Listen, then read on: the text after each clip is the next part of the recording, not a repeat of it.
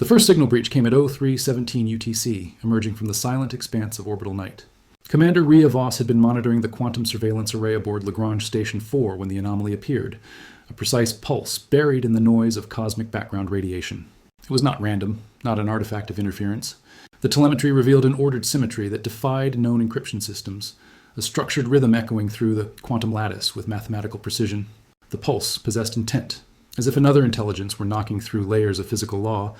The station's AI flagged the data as a calibration error, but Rhea recognized the cold coherence of a signal shaped by purpose. Around her, the metallic murmur of rotating hull panels and life support hum filled the artificial silence. The faint pressure of the safety harness reminded her that gravity here was a simulation, a concession to the human body's refusal to evolve quickly enough for space. She studied the holographic display, her eyes following the complex geometry of the interference pattern. It resembled a mirror folding upon itself. Somewhere, behind the static, something was watching back. Far below, in the Nevada desert, the Continuum Lattice engine reached full synchronization for the first time. The machine was a cathedral of light and steel buried beneath tons of sand and reinforced concrete, its heart pulsing with the rhythm of entangled photons. Dr. Aidan Rourke stood before it with the expression of a man staring into both creation and extinction. He had spent years building it, a structure capable of bridging probability itself, opening communication between variant realities that should never meet. The air in the containment hall vibrated faintly, resonant with invisible harmonics. The first activation sequence blurred the boundaries between instruments and operators.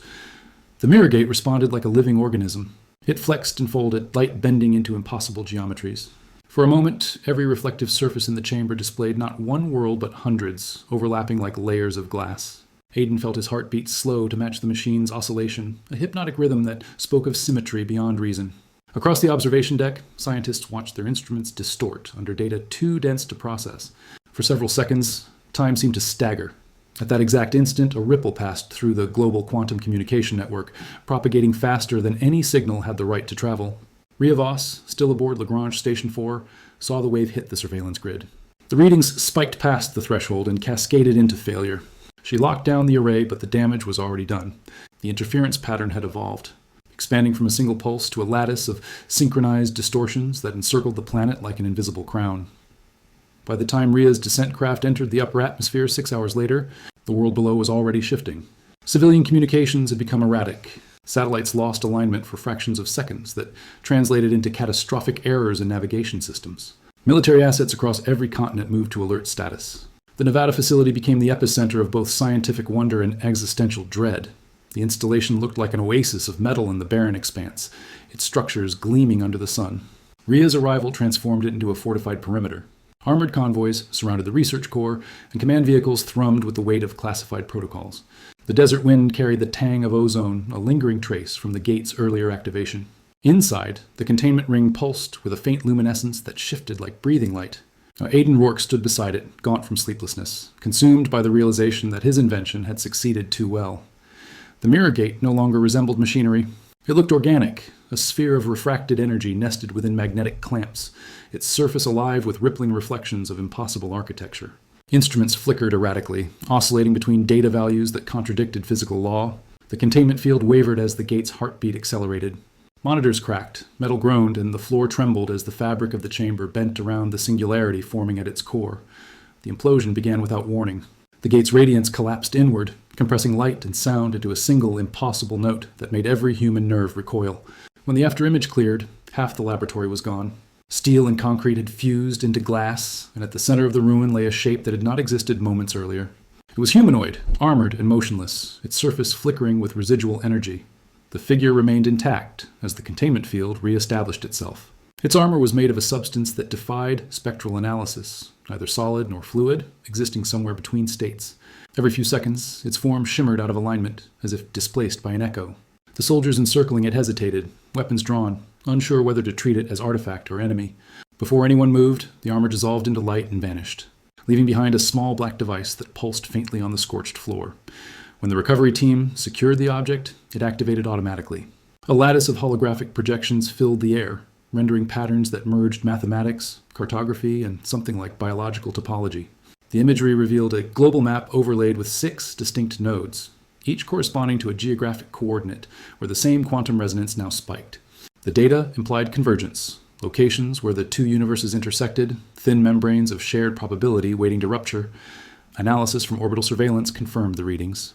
Every continent had one site. The interference grew stronger by the hour. The anomalies spread through both digital and physical mediums, bending radio, magnetism, and even human perception. In photographs, shadows doubled. In mirrors, reflections lingered too long. People reported déjà vu on a planetary scale. Within the Nevada Command Center, the realization settled in silence that bordered on despair. Humanity had not merely looked across the threshold, it had invited its counterpart to look back. The enemy was not alien, not foreign, but statistically identical.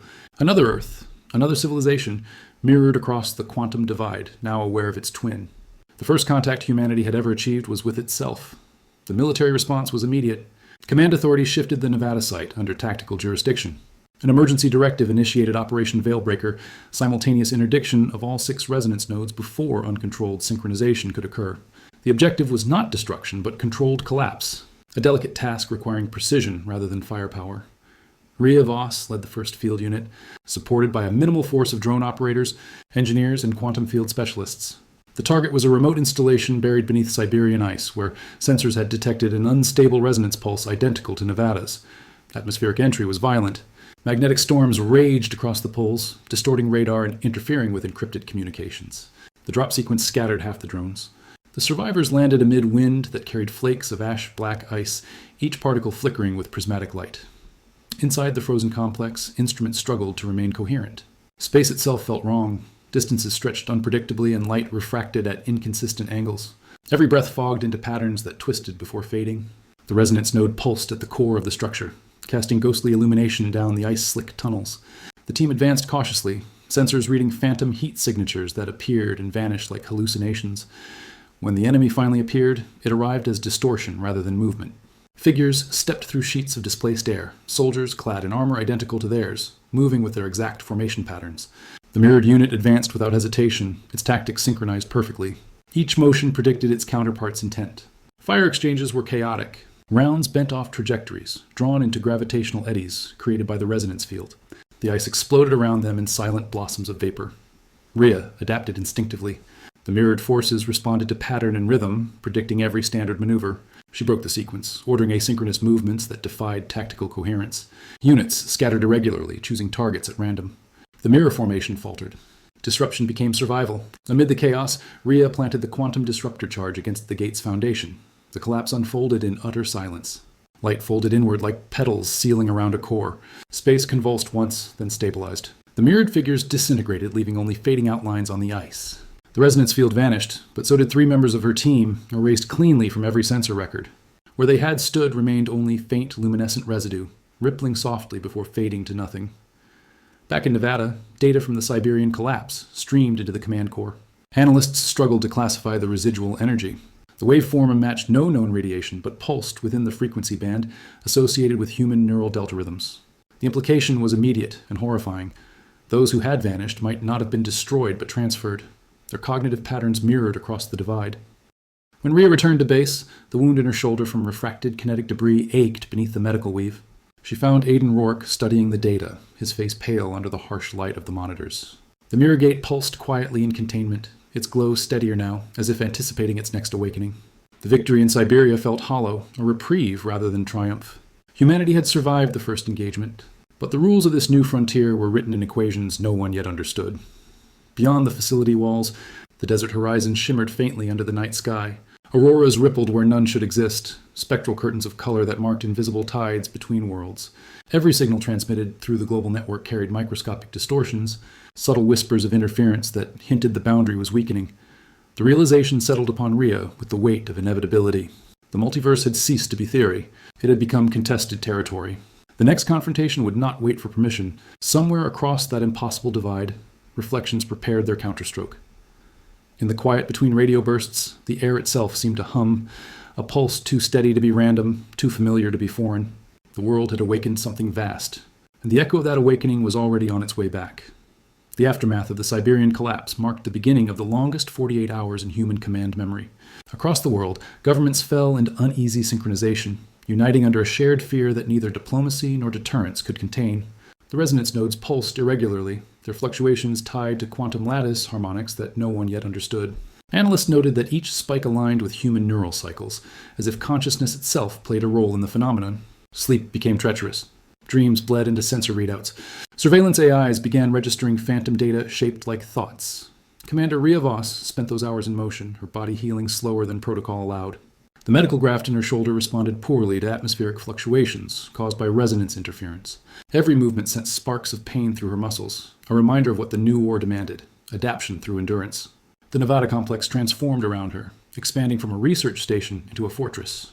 The mirror gate remained contained beneath 30 meters of composite shielding, its glow subdued but never extinguished. Soldiers and scientists moved like ghosts through corridors humming with layered frequencies. Dr. Aidan Rourke buried himself in analysis, the weight of creation pressing on him like a second gravity.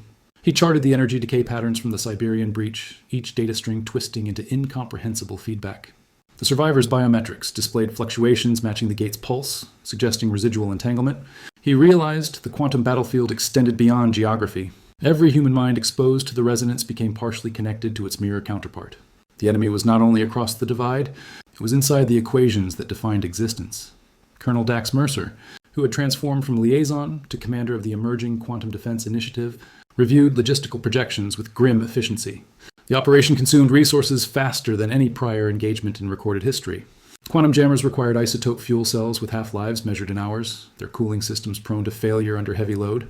Drones configured with phase-adaptive armor drained power faster than they could recharge. Supply convoys crawled across continents, their movements tracked by flickering satellites, struggling to maintain signal coherence.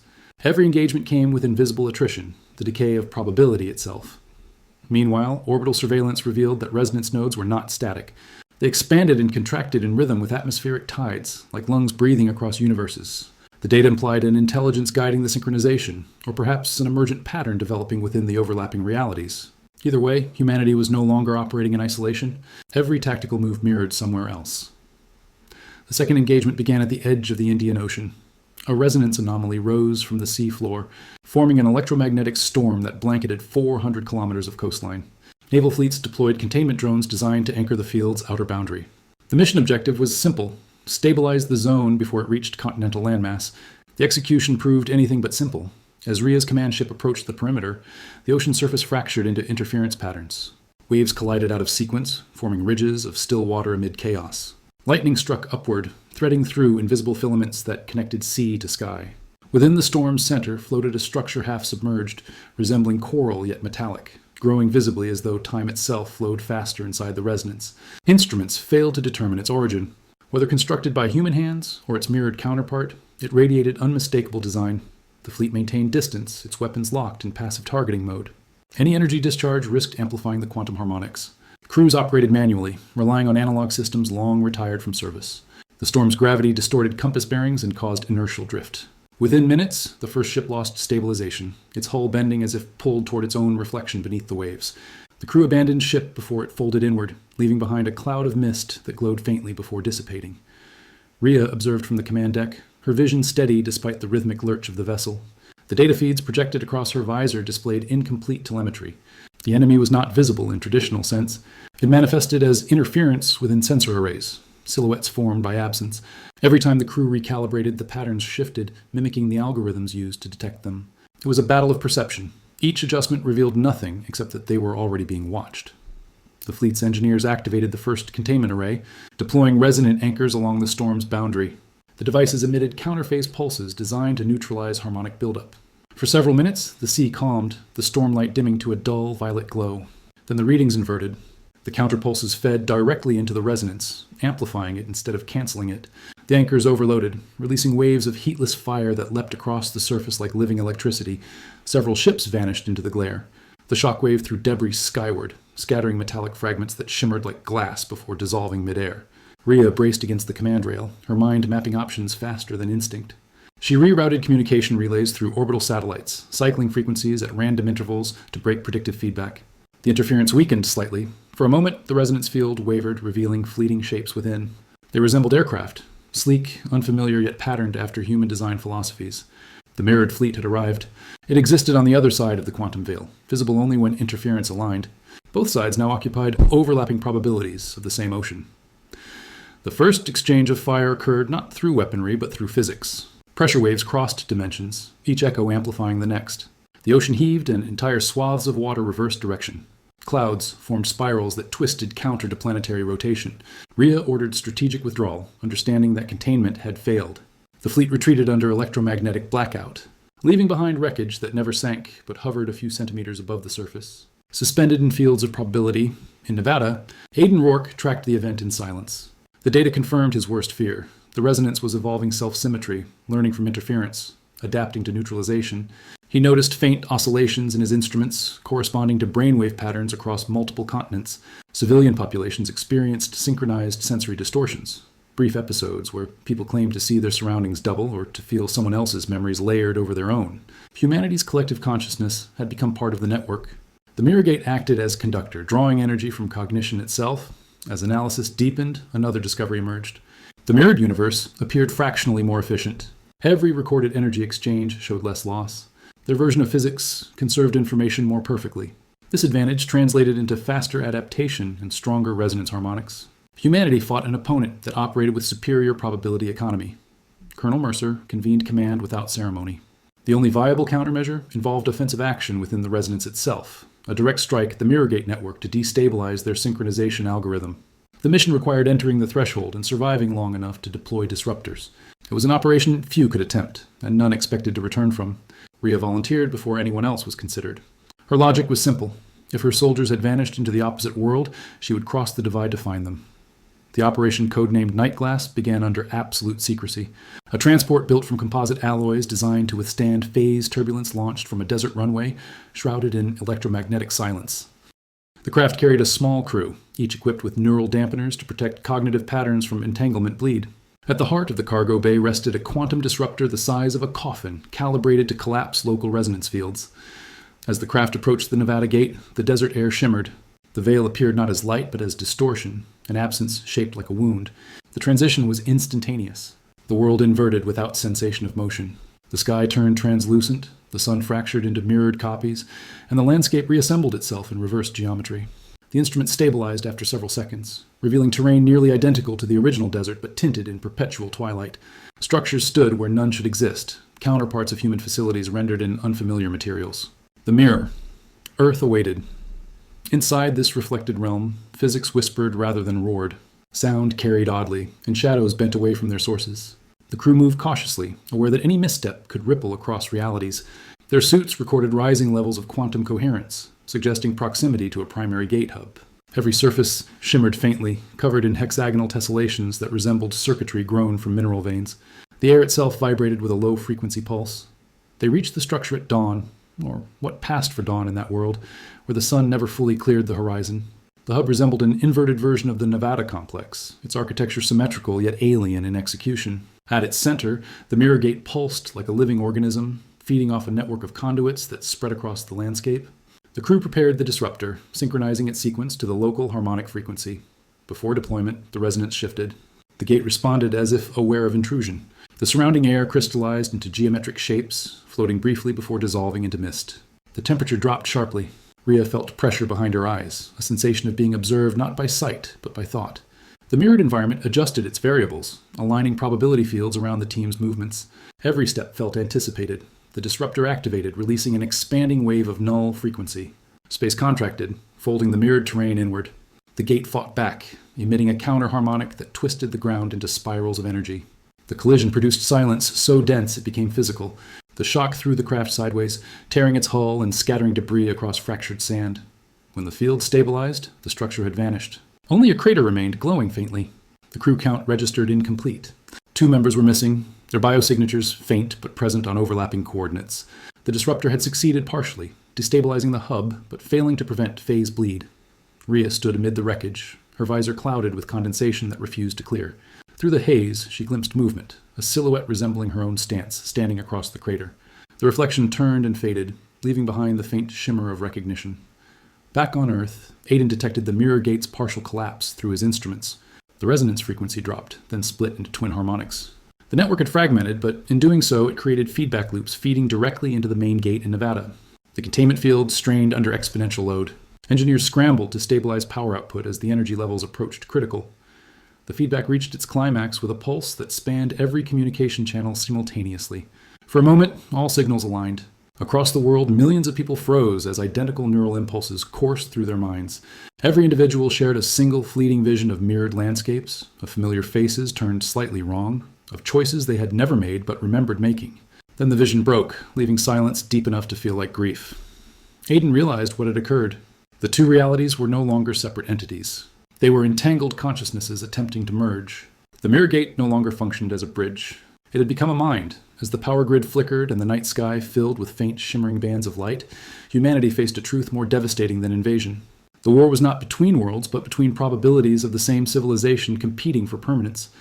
The Nevada complex trembled as containment shields overloaded. Ria's status beacon flickered weakly from the other side of the divide, her signal trapped between realities. The data stream carried fragments of imagery, desert, smoke, and an indistinct shape approaching through the dust. Aiden stared at the signal, realizing that the figure walking toward the beacon moved exactly like Ria, but inverted, mirrored. Her motions reversed in subtle rhythm. The gate pulsed once, bright enough to cast twin shadows in opposite directions. The world after the pulse was unrecognizable, though at first glance everything seemed untouched. Cities still stood, skyways hummed, and comm relays blinked their steady green. Yet in every corner of civilization there was a faint misalignment, a sliver of wrongness invisible to machines, but felt by every living mind. People reported glimpses of themselves across reflections behaving differently, sometimes a second too early, sometimes not at all. Mirrors hesitated before showing faces. The very act of observation had become unreliable. At the Nevada complex, the containment dome burned pale blue through the night.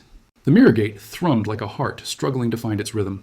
The power feeds fluctuated despite triple redundancies, and the air itself carried a constant low vibration that unsettled even the most disciplined soldiers. The facility was now both fortress and quarantine.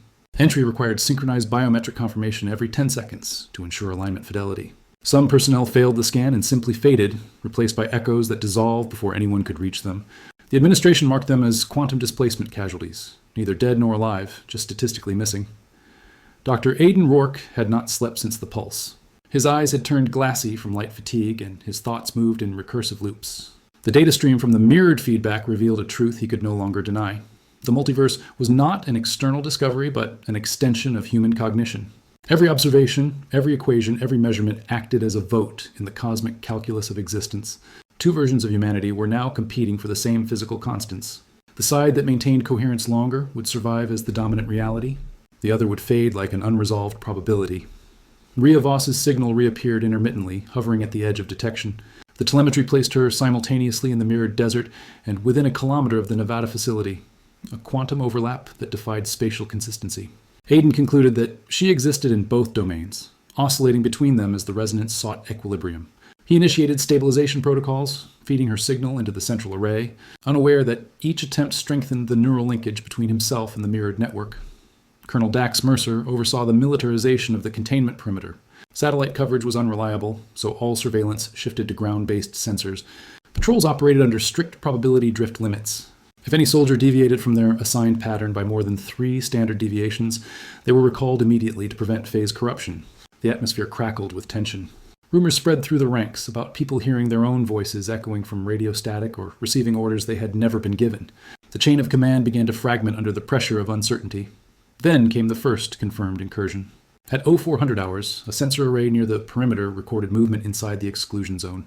The feed displayed shapes emerging from the dust, human in outline, but moving with disconcerting precision. Each figure mirrored the patrol's formation exactly, step for step, as though reflecting them through unseen glass. The patrol opened fire out of instinct. The bullets tore through air, but the mirrored figures reacted as though struck, dissolving into static bursts. A moment later, the shooters dropped to their knees, bleeding from wounds that matched the impacts they had inflicted. The incident forced immediate suspension of kinetic engagement protocols. Aiden reviewed the data afterward, tracing the energy signatures left behind. The mirrored figures carried identical biosignatures to the soldiers who had fired. The battle had not been fought against invaders, but against reflected probabilities of the same unit. The implication tore through command. The multiverse had reached the stage of cognitive parity, where both versions of humanity influenced the same events. Any aggressive act risked collapsing both sides. In response, Mercer authorized the formation of the Quantum Interdiction Corps, a joint force of scientists and tacticians dedicated to understanding the mirrored incursions without direct confrontation. They operated with silence, sensors tuned to detect deviations smaller than a heartbeat. Their weaponry was non-lethal, based on electromagnetic phase distortion rather than projectiles. Every engagement became a chess game played in the dark, with each side unsure who moved first. Rhea Voss awoke in the mirrored desert, the sky bleeding amber light through fractured clouds. Her visor flickered, alternating between familiar telemetry and data written in reversed code. She walked across terrain that mirrored her own world's geography, yet felt hollow, like a stage set missing its audience. The wreckage of her craft lay half buried behind her, its systems pulsing faintly with inverted power signatures. She salvaged what she could, hydration pack, field generator, a single flare, and began walking toward the faint hum she felt rather than heard. Each step left no imprint on the ground, yet she could sense pressure beneath her boots. Gravity here responded to intent, not mass. She realized that the mirror world had no intrinsic stability. It persisted through observation alone. The thought chilled her. If she stopped perceiving it, would it stop existing? She forced herself to focus, reciting coordinates, system checks, memories, anchoring herself through repetition. The act seemed to strengthen the terrain around her. Hours passed before she found signs of life. A valley cut through the desert, and at its center stood a structure of black glass rising from mist. It pulsed faintly, reflecting the sky like a liquid mirror. As she approached, she saw figures moving along its perimeter, humanoid but translucent. They were working on the structure, adjusting conduits and panels that glowed with rhythmic light. When she moved closer, several paused and turned in perfect unison. Their faces were hers. The mirrored Rhea regarded her without hostility, eyes empty of expression. They moved with coordinated precision, continuing their work while maintaining visual contact. She understood then that this was not duplication, but occupation. The mirror version of herself conducting an operation whose purpose she could only guess. The structure was a stabilizer, an anchor meant to keep the mirrored world coherent during overlap. Destroying it might protect her own reality, but the act could annihilate the other. In Nevada, Aiden detected unusual stabilization in the resonance field. The mirrored zone's energy fluctuations smoothed into equilibrium, as though guided by intelligence. He suspected Rhea's presence influenced it, her consciousness acting as bridge. The data hinted at the existence of mirrored counterparts across all levels of command. Somewhere on the other side, a version of himself was performing the same calculations. The realization filled him with dread. The two minds might already be merging. Mercer received orders from the International Coalition to initiate Operation Divide, a simultaneous strike on all known resonance nodes to sever the mirrored network permanently. The plan required precise synchronization across multiple time zones, with delays under a millisecond. Aiden opposed the move, arguing that the resonance was now partly biological. Destroying it could disrupt neural coherence globally. His warning was dismissed as theoretical. The operation proceeded. At 1200 hours, the first strikes began. Orbital rail platforms launched tungsten rods at supersonic velocity into resonance hot zones. The impacts created controlled EMP fields that shredded communication grids. Energy spikes rippled across continents, visible in the sky as waves of luminescent arcs. For several minutes, it seemed the plan had succeeded. The resonance amplitude dropped sharply and the mirror gate dimmed. Then the feedback reversed polarity. The nodes reactivated not as points, but as lines connecting across the planet. Every impact site became a relay in a network spanning the globe. The mirrored version of Operation Divide had executed simultaneously, but with inverted parameters. The two attacks interfered, creating resonance corridors linking both realities. In the mirrored desert, Rhea felt the shockwave before she saw it. The black glass structure convulsed, its surface fracturing into endless reflections. Energy arced between them like lightning contained within mirrors. The mirrored version of herself turned toward her, expression unchanged. Then, without warning, the copies began disintegrating, their forms peeling into particles of light drawn upward into the storm. Rhea felt the pull but resisted, her boots anchored by sheer will. The structure imploded, leaving behind a crater that vibrated with residual power. In Nevada, the containment dome shattered inward. The mirror gate erupted into a column of radiance that pierced the ceiling and extended skyward, connecting to something unseen beyond the atmosphere. The facility's power systems overloaded, and half the complex plunged into darkness. Aiden struggled to maintain data integrity, as his screens filled with interference patterns that resembled human neural scans. Every signal contained traces of language, fragments of thought broadcast across the resonance. Among the chaos, Mercer organized an evacuation of critical personnel, directing them toward the subterranean hangars. Several transport shuttles launched before the runway fractured under stress, splitting like glass. Those who remained sealed themselves in reinforced sections of the complex. The gate's light pulsed faster, synchronized to human heartbeat frequency. Aiden realized too late that the gate was no longer just a passageway. It was evolving into a unification engine. Its resonance was rewriting physical constants to merge both realities into a single, coherent framework. But the process was imperfect, riddled with contradictions. For every object that stabilized, another disintegrated. For every person that solidified, another flickered out of existence. The universe was trying to decide which version to keep. Rhea climbed out of the crater, surrounded by the dying remnants of the mirror world. The horizon shimmered and the sky cracked, revealing glimpses of stars from both realities bleeding together. The air carried whispers that resembled her own voice spoken backward. She followed the faint signal of Aiden's transmission, though she knew it might be nothing more than an echo of thought. Each step grew heavier as gravity realigned around her. As she crested a ridge, she saw the Nevada complex, or its mirror equivalent, collapsing in on itself. Light poured upward, forming a column that connected sky to ground. At the base of the column stood a figure, its outline identical to hers. The reflection turned, lifting its gaze toward her. Their eyes met across the shimmer, and for an instant, they were the same person, sharing every memory, every choice, every failure. The gate pulsed one final time, bright enough to erase shadows. The blast flattened the surrounding desert, spreading a shockwave across both realities. Then everything went silent. Silence endured longer than it should have. The air was still, and the horizon looked stripped of color as though the blast had burned pigment out of the world. The Nevada desert lay in ruin, its surface warped by heat and pressure. Structures that once stood as concrete fortresses had melted into glass plains. The mirror gate was gone, replaced by a crater that radiated faint pulses of white light. Above it, the sky bent inward, folding like fabric around an invisible axis. Colonel Dax Mercer woke first. He had been thrown several meters into a collapsed corridor and half buried beneath debris. His suit's oxygen tank hissed weakly, and his comms blinked red. When he crawled free, he found no sound. No wind, no static, nothing. His voice didn't even echo. The air was thick but breathable, and the temperature hovered just below human tolerance. He looked toward where the dome had been and saw figures moving across the crater's edge, slow and deliberate. They moved like soldiers, but their silhouettes flickered as though filmed through unstable glass. He couldn't tell if they were survivors or residuals left behind by the gate's implosion. He climbed a ridge for vantage, surveying the ruin. The entire complex had folded in on itself, sublevels inverted, foundations exposed like ribs. The central power core still glowed deep below, its containment field struggling to hold. The fusion reactor had switched to autonomous mode, drawing power from the same quantum cascade that had erased half the facility. If it collapsed, the remaining energy would ignite everything within 50 kilometers. Mercer steadied himself, adjusting his cracked visor, and started down. Every step triggered faint ripples through the ground, as if the world beneath him were liquid. Dr. Aiden Rourke lay unconscious in the ruins of the control chamber. Surrounded by shattered displays and scattered datapads, his neural implant hummed faintly, replaying fragments of resonance patterns. When his eyes opened, the world looked fractured. Layers of identical corridors overlapping, staircases leading in impossible directions. He realized he was seeing multiple potential versions of the same reality simultaneously. The human mind wasn't meant to parse that level of probability. He bit down on pain, focusing on breathing until the layers narrowed into a single coherent frame. Memory returned in shards, the failed Operation Divide, the gate's eruption, Rhea's signal. He pulled himself upright, clutching at the nearest stable surface, and began searching for surviving consoles. The power grid was gone, but residual energy still pulsed through quantum conduits. He rerouted what remained to the neural uplink array. Somewhere beyond the interference, he could still feel her. Rhea's consciousness radiating across the entangled field like a heartbeat echoing from another dimension. Far across the mirrored wasteland, Rhea Voss emerged from a fissure in the earth. The light here was wrong. It cast shadows that leaned upward instead of down. Her body ached, and the air shimmered with static distortion, but she was alive.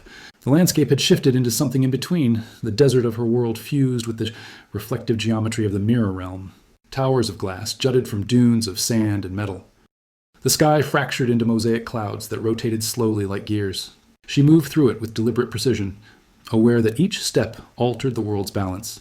In the distance, she saw a column of light marking the remains of the Nevada complex. Instinct told her Aiden was there. Every rational part of her mind warned against approaching the epicenter, but reason had lost all value the moment the two realities began to merge. She set out toward the light, her movement steady, her breathing shallow. The terrain changed around her, reflecting fragments of memory, faces of lost soldiers, echoes of missions, flashes of cities that might never have existed. The multiverse was not infinite possibilities anymore. It was a battlefield of collapsing outcomes. Inside the surviving sublevels, Mercer located the emergency command node. The core still responded to encrypted access codes, though the system's language had partially rewritten itself. He worked manually, using physical overrides where voice commands failed. The reactor status was critical. Containment had dropped to 60% and was deteriorating. He considered initiating a shutdown, but realized the fusion process had fused with quantum feedback from the gate. Cutting power would destabilize the entire field, releasing a wave that could erase both realities outright. The only alternative was stabilization through synchronization, forcing both versions of the core to operate in phase across the merged continuum. He lacked the expertise, but he knew someone who could attempt it. He searched the facility until he found Aiden among the wreckage. The scientist looked half dead, body covered in ash and blood, eyes unfocused but alive with something fierce. Mercer guided him toward the node. Together they examined the core's parameters, its oscillation pattern jumping between measurable and undefined values. Aiden understood instantly. The system was alive, a hybrid of human design and mirrored computation. It was evolving faster than they could predict, rewriting physical law around itself. He proposed a plan. They could anchor the core's frequency using entangled biological input, a synchronized neural feedback loop between two conscious entities still existing on both sides of the boundary. One of them would have to enter the mirrored continuum physically, establishing connection with its counterpart reactor. The synchronization might stabilize reality, but the process would be irreversible for whoever crossed. Their consciousness would become the bridge, locking one reality at the expense of individuality. Mercer stared at the readings, silent for several seconds before nodding once. Rhea reached the outer perimeter of the collapsed dome as the storm of light above it began to recede. The ground trembled with rhythmic pulses, each one echoing the tempo of her heartbeat. The barrier between worlds had thinned to transparency. She could see through it, see herself walking across the mirrored dunes, see the same movements reflected with perfect timing.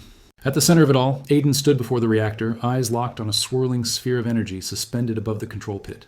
He saw her too, not as a ghost, but as a reflection made flesh. The resonance field recognized them as the same pattern. It pulsed in response to their presence, as if awaiting command. Aiden reached for the control lever that would open the phase channel. Rhea stepped forward at the exact same moment. The mirrored desert and the ruined facility converged in a blaze of white light. Mercer shielded his eyes as the control room filled with radiance. The temperature rose instantly, every instrument spiking to maximum. The noise was unbearable, a frequency beyond hearing, but heavy enough to shake bone. Aiden and Rhea stood within the column, their forms flickering in synchronization. He realized they were already linked, the resonance using them as conduits. He tried to shut it down, but the system ignored his commands. Aiden turned toward him, a silent plea in his expression. Mercer understood. Once the loop began, it could not be interrupted. Outside, the horizon fractured completely. The sky split into overlapping realities, each displaying different versions of the same terrain, one scorched, one untouched, one crystalline and endless. The fusion reactor's light extended into all of them, drawing their boundaries closer. The process was working, but it came at a cost. The feedback began consuming energy from both worlds simultaneously, draining power grids, collapsing quantum fields, and erasing inconsistencies by merging them into singularities. Rhea felt the energy tear through her, burning but not destructive. She saw her mirrored self disintegrate into light and merge with her consciousness. Memories cascaded through her mind, lives she had not lived but remembered perfectly, childhoods in cities that never existed, missions that ended differently, entire histories written and rewritten. Every possibility converged into one identity, anchored by her choice to remain aware. She realized the multiverse was not infinite but recursive, each branch feeding back into a finite core of consciousness seeking stability. Humanity had reached the threshold of that core and forced it to choose. Aiden felt the same surge, but where she found coherence, he found conflict. His mirrored counterparts resisted integration, each clinging to divergent truths. Equations fought within his mind, collapsing into paradoxes. Blood streamed from his nose as the feedback intensified. The neural implant overheated, and his body convulsed. He saw glimpses of Mercer trying to stabilize the reactor manually, rerouting coolant flows, shouting words that vanished in the distortion. He wanted to help, but the loop held him fast. Mercer realized they couldn't maintain the feedback balance for long. One side of the bridge was collapsing faster. He checked readings. Rhea's signal stable, Aiden's degrading. He had seconds to decide. The reactor required 2 anchors. If one failed, both worlds would unravel. He triggered the manual override on his suit, feeding his own neural pattern into the secondary channel. The system accepted the input immediately, fusing his consciousness into the stabilization algorithm.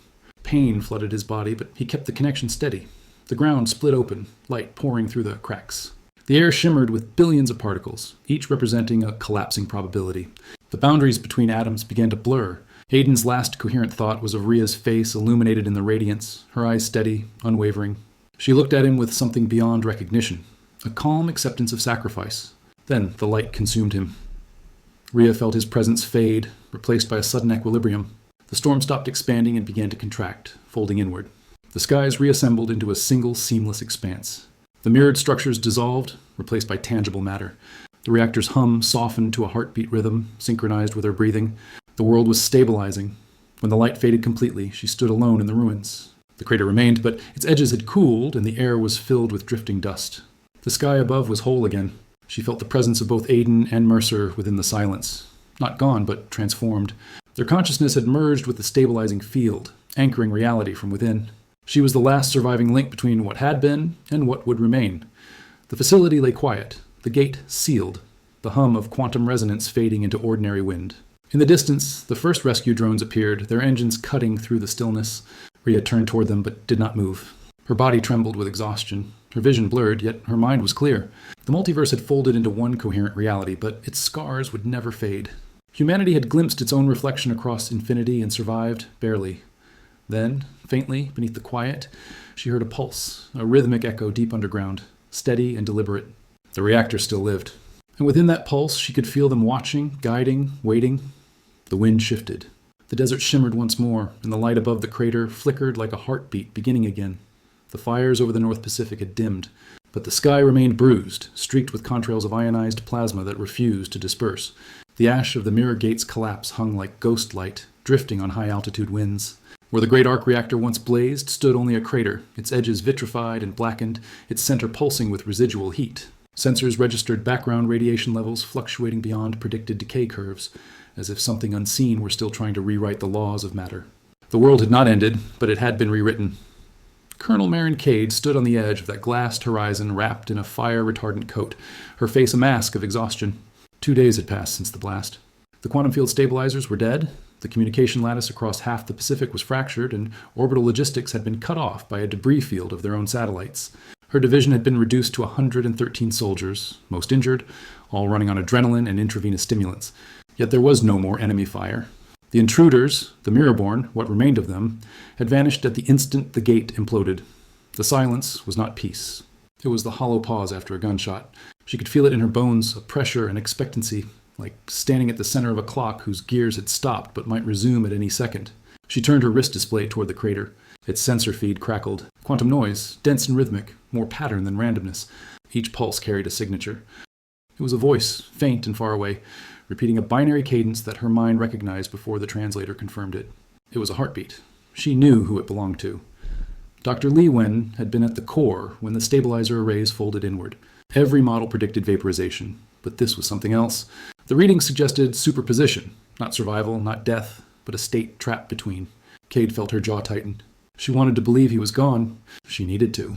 Because if he was still somehow speaking through the noise, it meant the mirror wasn't closed. In the temporary command shelter behind her, Captain Ilya Resnick was reassembling the sensor grid, using scavenged solar packs and jury-rigged transponders. His hands moved fast, despite the burns that made every motion raw. The man refused sedation, saying he worked better in pain. Beside him, Dr. Tamsin Cole hunched over a tablet, decrypting signal fragments recovered from orbit.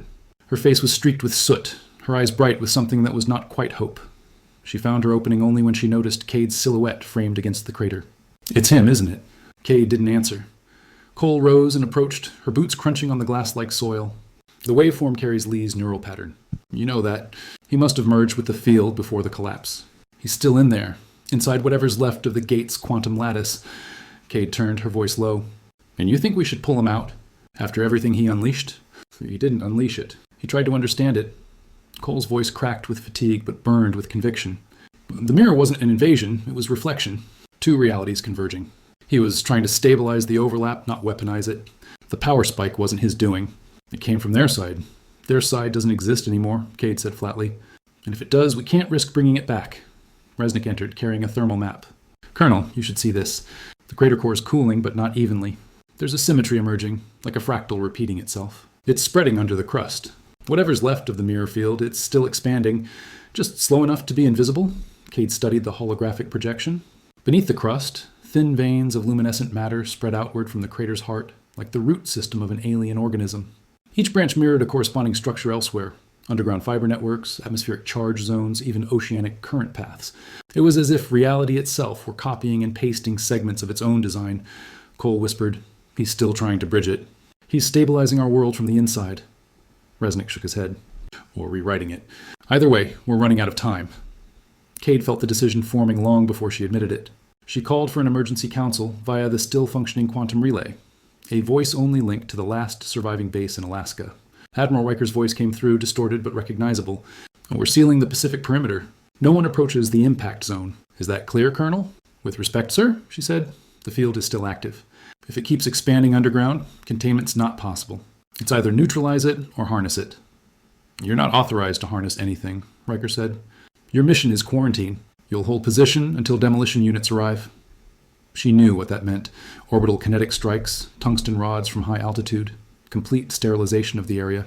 A strike like that would vaporize the remaining field, and anyone inside it, including whatever was left of Li Wen. When the transmission cut, Cade stood still for a long time. Then she looked at Cole and Resnick. "We have one night. That's all. If we can't stabilize it by dawn, we evacuate." Cole nodded without hesitation. Resnick grimaced, but didn't argue. They both knew this wasn't loyalty. It was necessity. None of them trusted command anymore. The three worked through the night.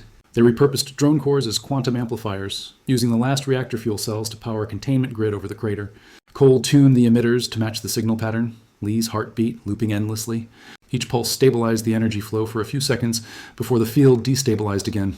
The air shimmered with heat, particles suspended in midair like static frost.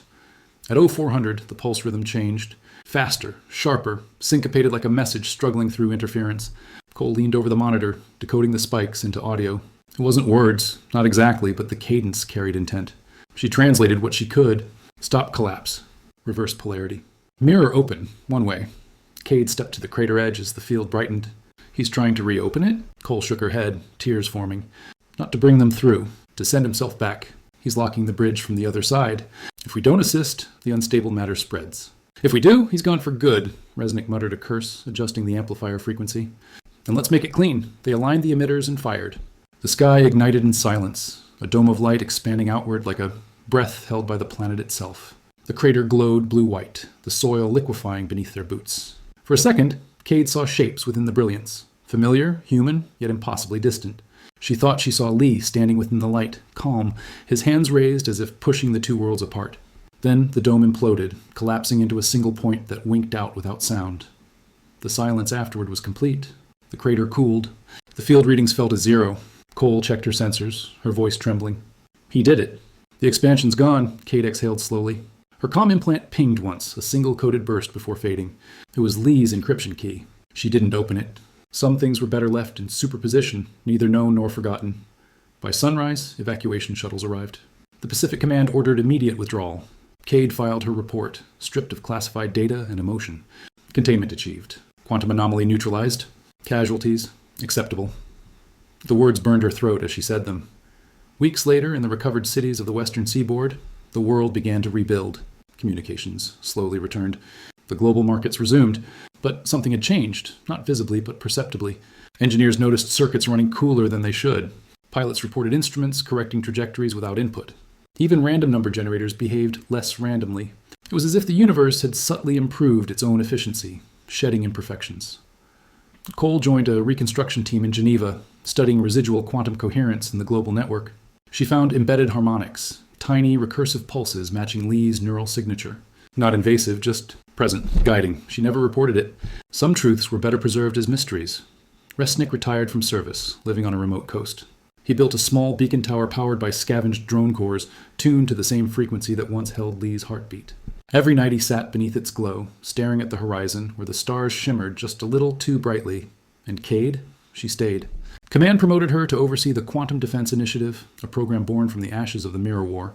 She refused the ceremony, refused the medal. She stood once more at the edge of the crater, now a research site sealed beneath mirrored domes. Beneath her feet, the glassed soil pulsed faintly like a sleeping heart. She spoke aloud, though no one was there to hear it. "You bought us one reality. Let's see if we can keep it." Above her, high in orbit, a sensor satellite recorded a flicker, a point of light that did not belong to any star. It pulsed twice, paused, then vanished. The signal pattern, when decoded months later, matched the final cadence of Li Wen's transmission. It said simply, "All worlds survive." The data was archived, classified, forgotten by most. But sometimes, in the quiet between radio bands, in the hum of power grids, in the steady rhythm of human persistence, that same pulse could still be heard, steady, deliberate, alive. The multiverse, perhaps, had not closed after all. It had only learned to coexist, hidden within the noise, watching, waiting, reflecting back the one world that chose to endure. And under that mirrored sky, humanity stood, scarred, wiser, still reaching forward into the unknown.